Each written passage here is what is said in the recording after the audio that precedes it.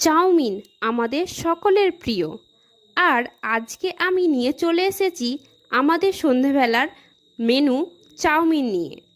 আর হ্যাঁ, বলে রাখি চাউমিনটা কিন্তু নিরামিষ হবে। তো প্রথমেই আমি বিন, গাজর এবং আলু সবগুলো কেটে নিয়ে রেডি করলাম। আর এই হচ্ছে শুকনো চাউমিন, যেটা আমি পরিমাণ মতো ঝুড়িতে নিয়ে নিলাম। এখানে বলে রাখি আলু হয়তো সবাই দেয় না, কিন্তু আমাদের আলু দিয়ে ভালো লাগে, তাই এই আলু দেওয়া। আর এইদিকে লাল বাদামগুলো আগেই ভেজে নিচ্ছি, কারণ বাদামটা বাবা বেশিই পছন্দ করে। তারপর আস্তে আস্তে সবগুলো ভালো করে ভেজে নিলাম। এইদিকে চাউমিনগুলো আগে ভিজিয়ে রেখেছিলাম, তো সেই ভিজিয়ে রাখা চাউমিনগুলো কড়াইয়ে দিয়ে দিলাম। তারপর ভালো করে ভেজে নিয়ে ভালো করে টমেটো সসের সাথে রেডি করে নিলাম আজকের